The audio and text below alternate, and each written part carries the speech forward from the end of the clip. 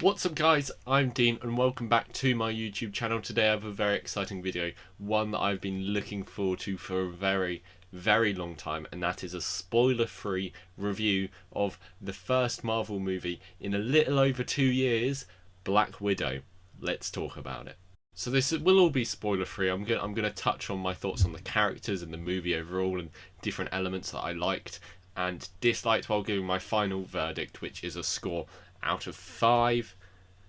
Uh, just to open this up, I thought this movie was somewhere between fine and great. I think as an exploration of Natasha Romanoff's backstory and the conflicts within her character, I think it's amazing. I think it does that job perfectly. But as a spy thriller, I think it can be lackluster and kind of underwhelming. The highlight of this movie for me, though, is the family of four, Natasha's family. So let's just go through them one by one, and I'll give you my thoughts on all of them, starting with the main character herself. Obviously, Black Widow, the Natasha Romanoff. There's multiple Black Widows, but I enjoyed her in this movie, and a complaint I would make about this movie is I think it does a good job of fleshing out her backstory and her conflicts as a character, but I don't think it does an amazing job as fleshing out her personality, which in the past I've always found a little...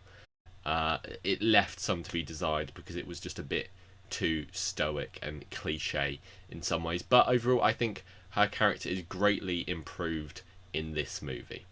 To me, the second main character is Florence Pugh's Black Widow, Elena, who is Natasha's sister. I think she was amazing. At times, perhaps a little too quippy for me, like a lot of Marvel characters, but I think she's done really well, and her struggle and her emotional arc is perhaps the strongest of the movie, of her having the saddest backstory and the greatest rise, I would argue. I really like her character. Definitely a highlight of this movie for me was her performance, because it was so raw and powerful and emotional. Now let's talk about David Harbour in this. He plays the Red Guardian, and I loved him. I was expecting him to be just the lovable goof, the comic relief, and he definitely is that to an extent, but there's a lot of emotion behind his character and behind the writing there. I think they made him a lot more of a flawed and layered character than I was expecting, and he definitely has an arc in this movie which I thought was really quite interesting. David Harbour always does a great job, and this character is funny and endearing and annoying all rolled into one. It's executed so well.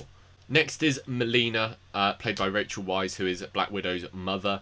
I think she's definitely the weakest of the family of four. That's not saying she's bad, but I would have really liked to see more of her compared to anyone else, maybe, because there's not great representation of mums in the MCU, and I think this could do a really good job of being a mum and being a superhero, being a Black Widow or an assassin or whatever she is in this movie. So a bit underwhelming for me, but the performance is good and the character is still good. Just my one complaint is there is not enough of her.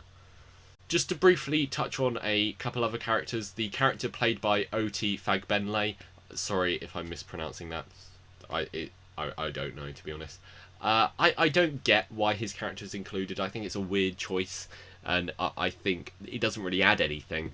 And then the other one I'd like to talk about is, of course, Taskmaster. I think lots of fans are going to be unhappy because, as we've seen in some of the trailers, this is very different to the Taskmaster that there is in the comics and the Taskmaster everyone loves.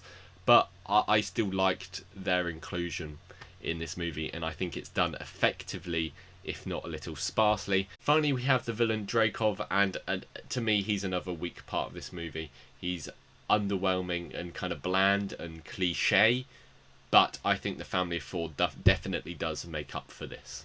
I know it seems like I'm complaining a lot, but another complaint I would have about this movie is the action. I was expecting something new and fresh, a bit like The Falcon and The Winter Soldier, but to me it was just bland, familiar, and short. There wasn't enough interesting set pieces with interesting goals. It was just a bit lackluster. It wasn't bad, just not amazing, which is what I was hoping for.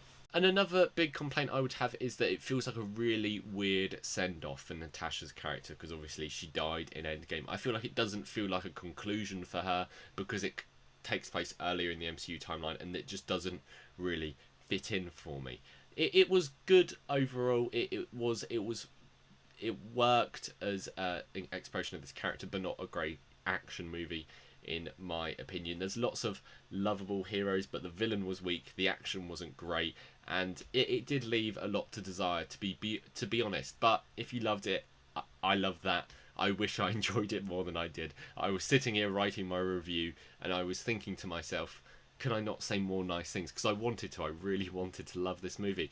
And it was alright. I gave it 3 stars out of 5, which, everything being said, is pretty good. I did enjoy it for the most part. There wasn't much in terms of surprises, but it made up for that in emotion for me. So I'd like to thank you for watching. I'd like to remind you to please comment, like, subscribe if you haven't already. All that good stuff. That still feels weird to say.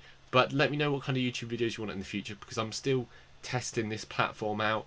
All my links are in my bio down below. And thank you for watching. Bye.